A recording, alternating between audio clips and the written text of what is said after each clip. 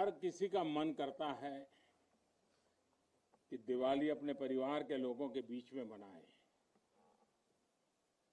मेरा भी मन करता है कि मैं दिवाली मेरे परिवारजनों के बीच में मनाऊं, और इसीलिए हर दिवाली मैं मेरे परिवारजनों के बीच मनाने के लिए आता हूं, क्योंकि आप मेरे परिवारजन हैं, मैं आपका परिवार का साथी हूं।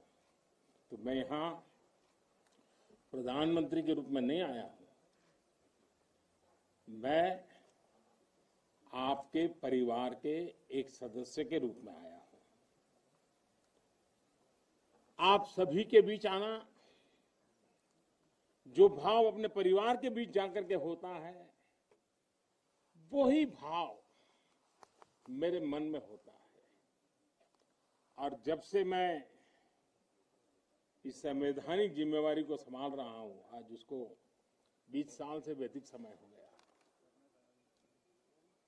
बहुत लंबे अरसे तक मुझे देशवासियों ने इस प्रकार की सेवा का मौका दिया। पहले गुजरात वालों ने दिया, अब देशवासियों ने दिया। लेकिन मैंने हर दिवाली सीमा पर तैनात आप मेरे परिवारजनों के बीच बिताई है। आज मैं फिर आपके बीच आया हूं, आपसे एक नई ऊर्जा लेकर के जाऊंगा, नया उमंग लेकर के जाऊंगा, नया विश्वास लेकर के जाऊंगा। लेकिन मैं अकेला नहीं आया हूं, मैं मेरे साथ 130 करोड़ देशवासियों के आशीर्वाद आपको लेकर के आया हूं। ढेर सारा आशीर्वाद लेकर के आया हूं आपके लिए।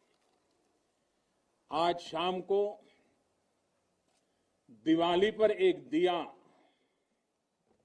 आपकी वीरता को, आपके शौर्य को, आपके पराक्रम को, आपके त्याग और तपस्या के नाम पर, और जो लोग देश की रक्षा में जुटे हुए हैं, ऐसे आप सबके लिए हिंदुस्तान का हर नागरिक वो दिए की ज्योत के साथ आपको अनेक अनेक शुभकामनाएं भी देता रहेगा।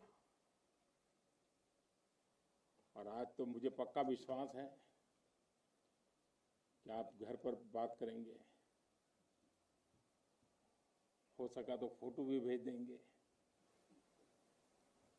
और मुझे पक्का विश्वास आप कहेंगे हाँ यार इस बार तो दिवाली कुछ और थी, कहेंगे ना। देखिए आप रिलैक्स हो जाइए, आप कोई आपको देखते नहीं है, आप चिंता मत कीजिए।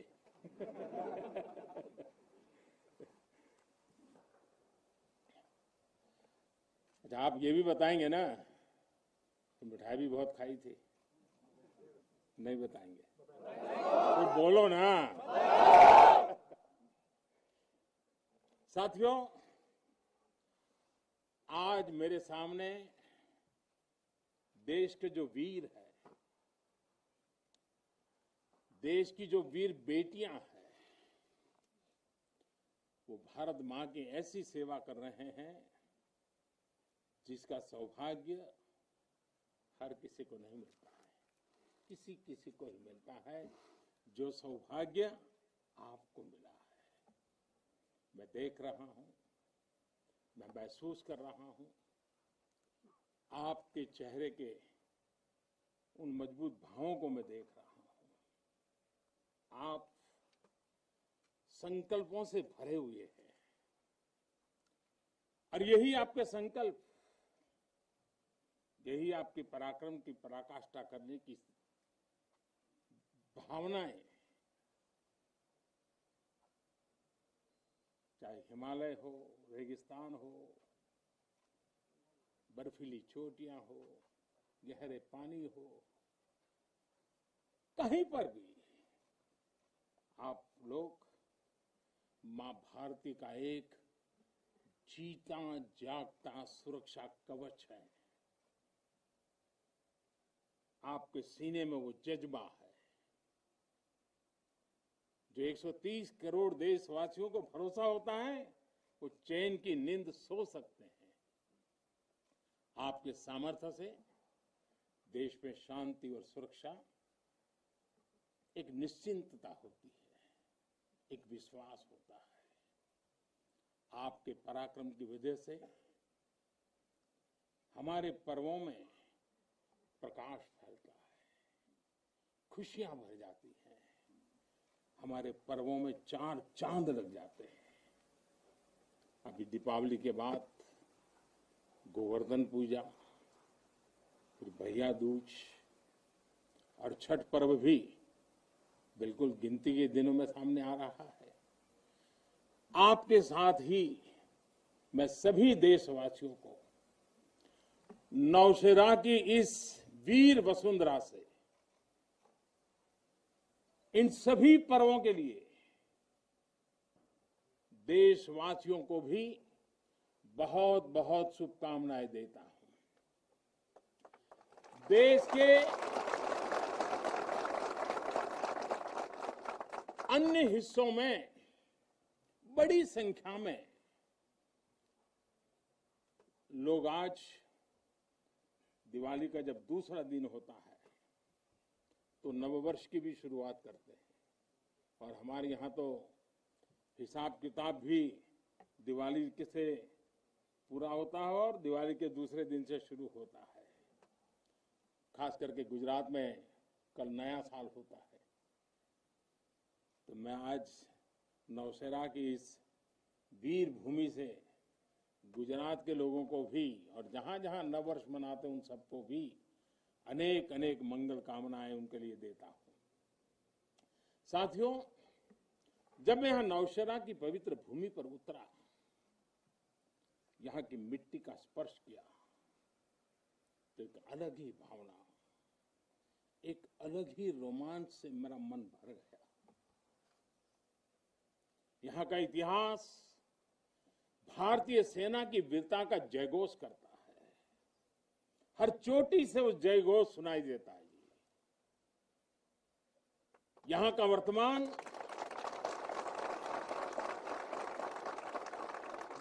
वर्तमान आप जैसे वीर जवानों की वीरता का जीता जागता उदाहरण है। वीरता का जिंदा सबूत मेरे सामने मौजूद है। नौशेरा ने हर युद्ध का, हर छद्म का, हर षड्यंत्र का माकूल जवाब देकर कश्मीर और श्रीनगर के प्रहरी का काम किया है। आजादी के तुरंत बाद ही दुश्मनों ने इस पर नजर घड़ा करके रखी हुई थी। नौशेरा पर हमला हुआ, दुश्मनों ने ऊंचाई पर बैठकर इस पर कब्जा जमाने की कोशिश की, और अभी जो मुझे पूरा वृत्त वीडियो समेत सारी चीजें मुझे देखना समझने का मौका मिला, और मुझे खुशी है कि नौशेरा के जाबाजों के शौर्य के सामने सारी साजिशें धरी की धरी रह गई। दोस्तों, भारत माता की जय! भारत माता की जय! भारत माता की जय! भारतीय सेना की ताकत क्या होती है, इसका एहसास दुश्मन को शुरुआत के दिनों में ही लग गया था जी।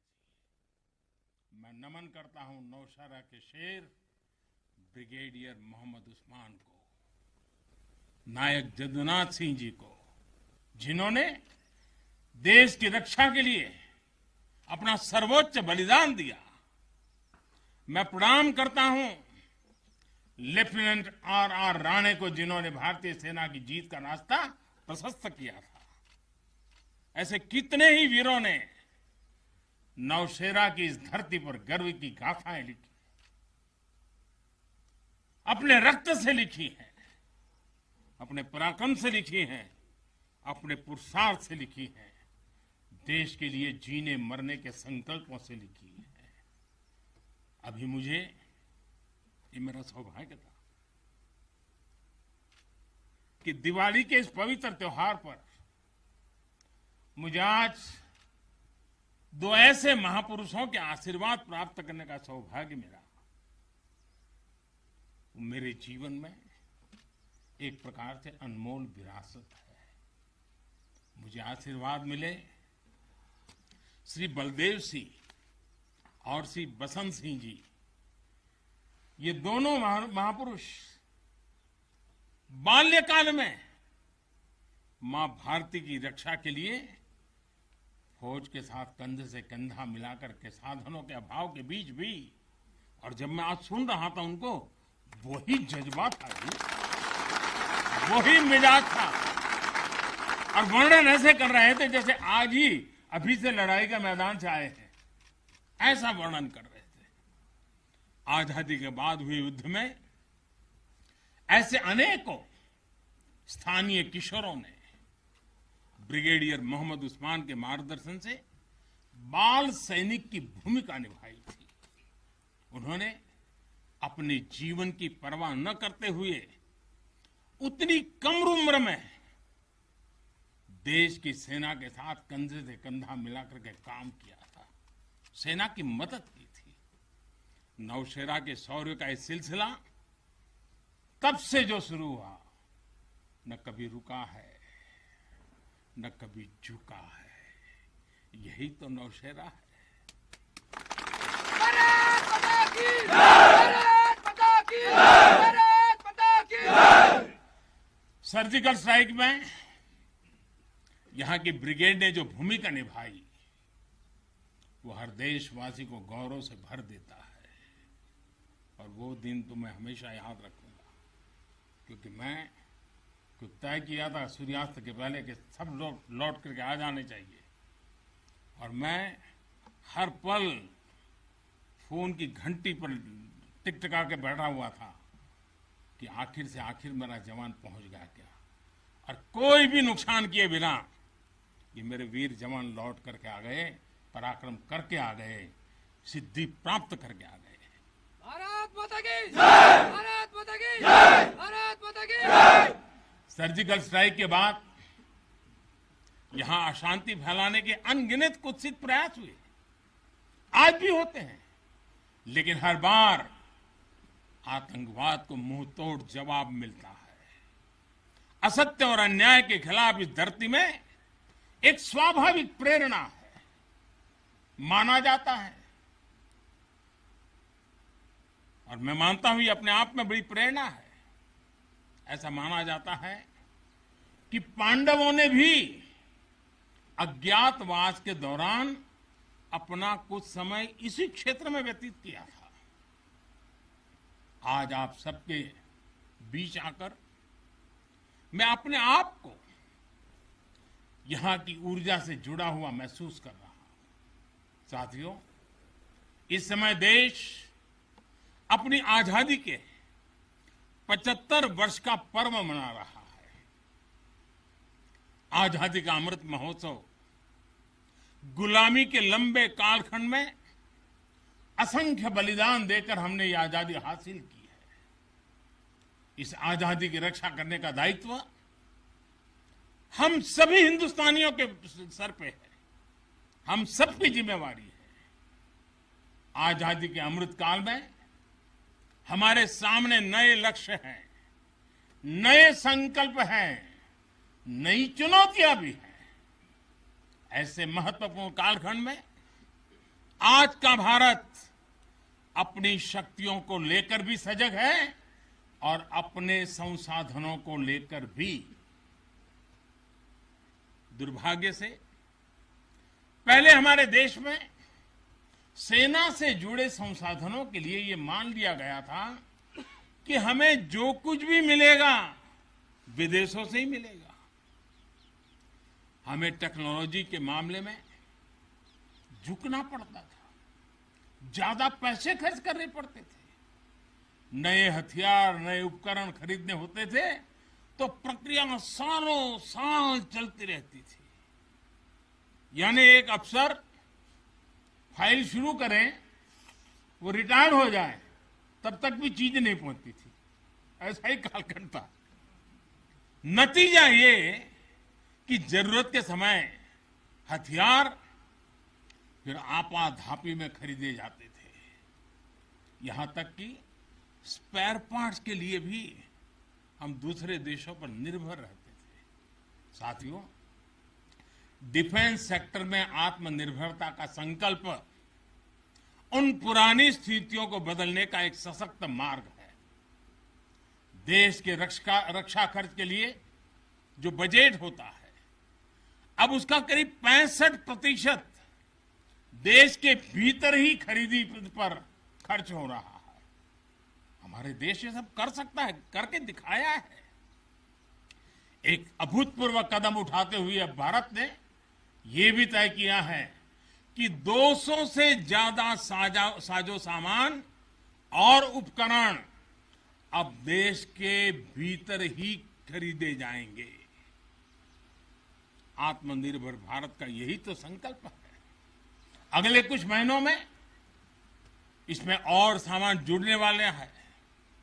देश को आत्मनिर्भर बनाने वाली ये पॉजिटिव लिस्ट और लंबी हो जाएगी।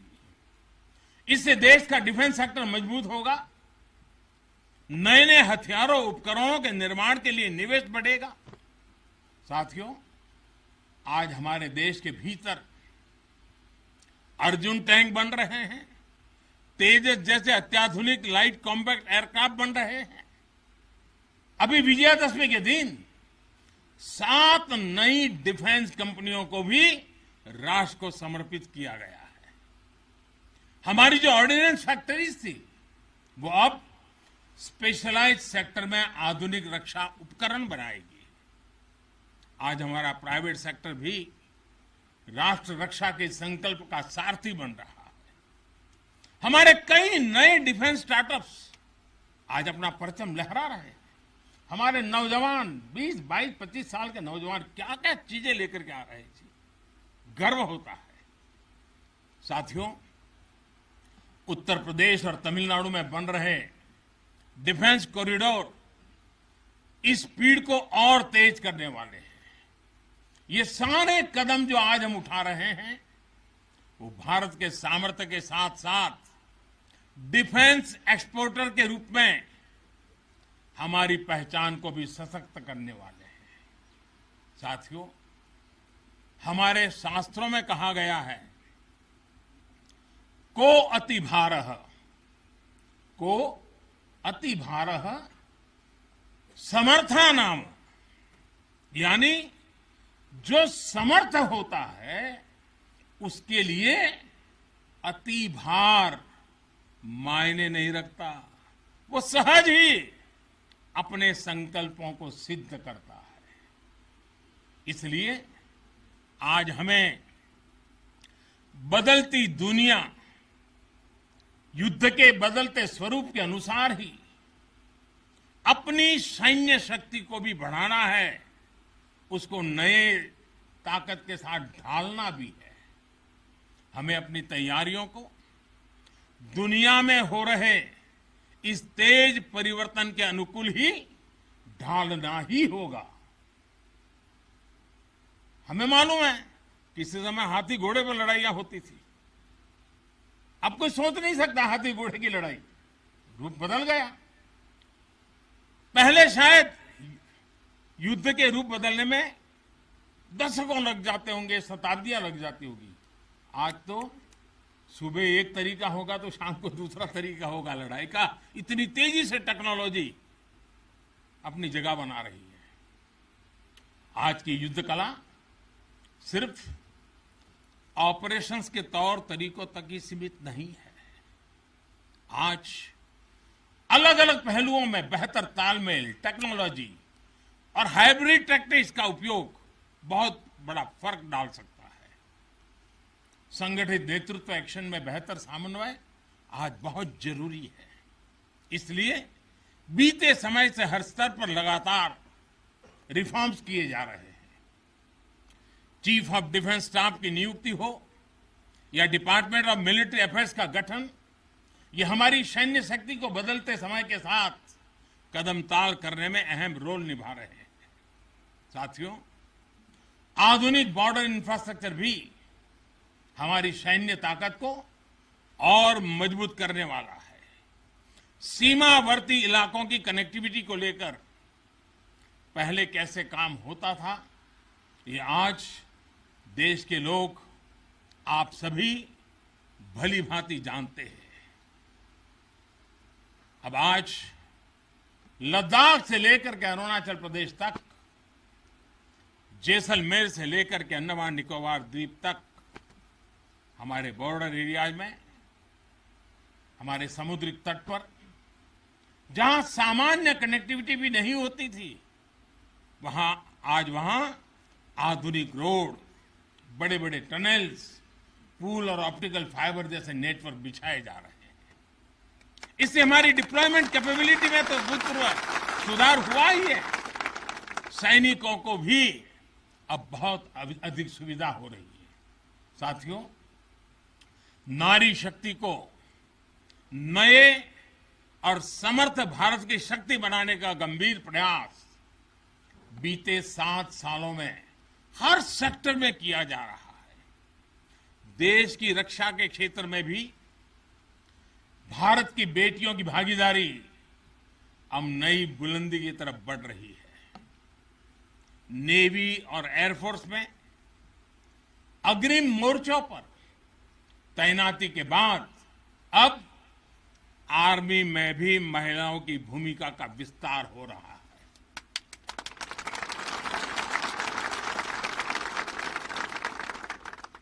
मिलिट्री पुलिस के द्वारा बेटियों के लिए खोलने के बाद अब महिला अफसरों को परमानेंट कमीशन देना इसी भागीदारी के विस्तार का ही हिस्सा है। अब बेटियों के लिए नेशनल डिफेंस एकेडमी, राष्ट्रीय मिलिट्री स्कूल और राष्ट्रीय इंडियन मिलिट्री कॉलेज जैसे देश के प्रीमियर मिलिट्री संस्थानों के दरवाजे खोले जा रहे हैं। इसी वर्ष 15 अगस्त को मैंने लाल किले से यह भी घोषणा की थी कि अब देश भर के सभी सैनिक स्कूलों में बेटियों को भी पढ़ाई का अवसर मिलेगा। इस पर भी तेजी से काम शुरू हो गया है।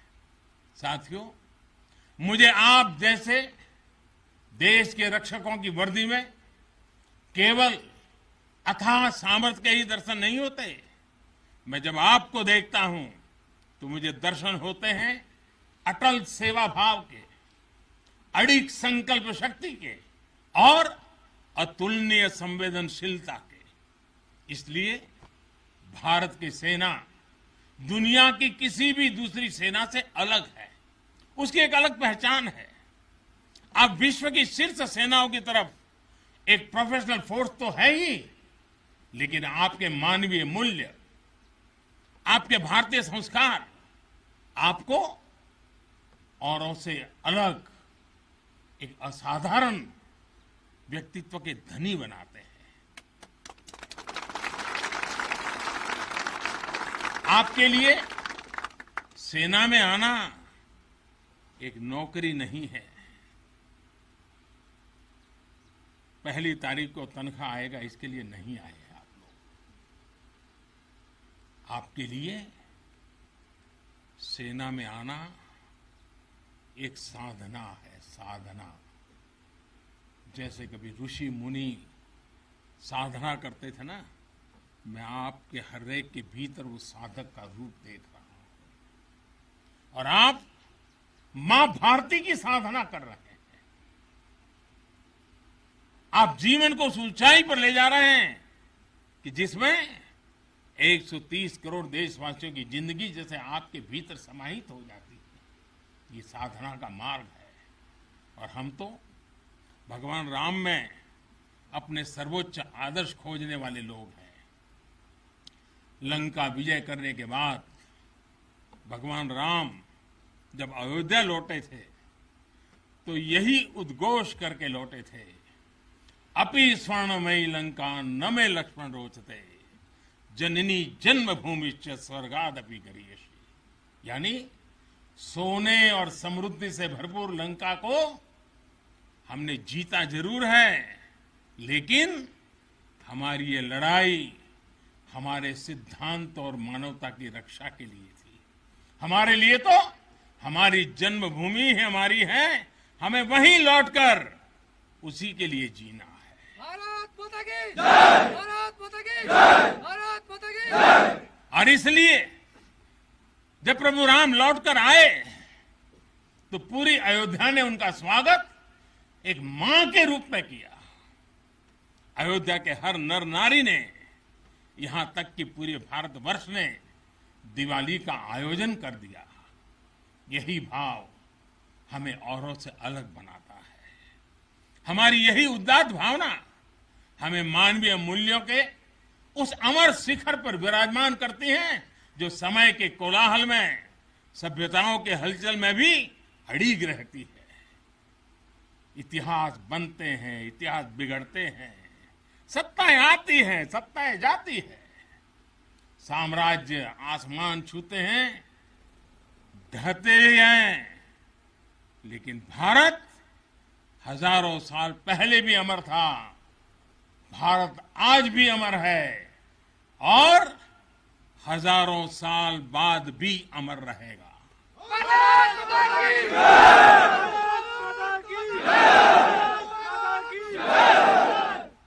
हम राष्ट्र को शासन, सत्ता और साम्राज्य के रूप में नहीं देखते।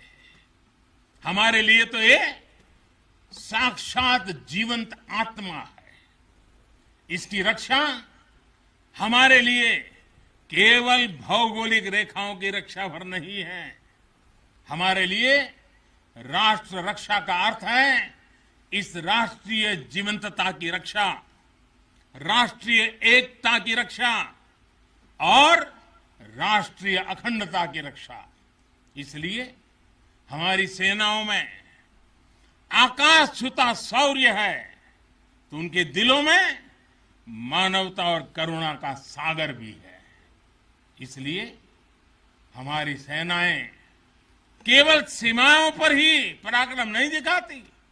जब देश को जरूरत पड़ती है तो आप सब आपदा, विपदा, बीमारी, महामारी से देशवासियों की हिफाजत के लिए मैदान में उतर आते हैं।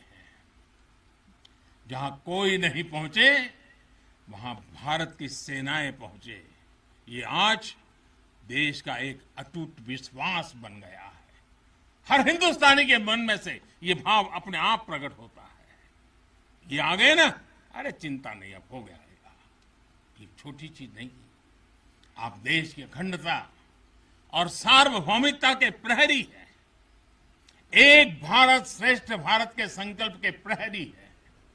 मुझे पूरा भरोसा है कि आपके शौर्य की प्रेरणा से हम अपने भारत को शीर्ष ऊंचाइयों तक लेकर जाएंगे। साथियों,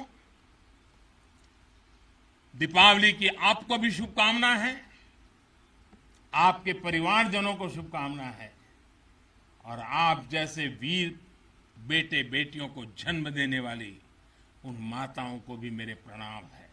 भारत माता की जय! भारत माता की जय! भारत माता की जय!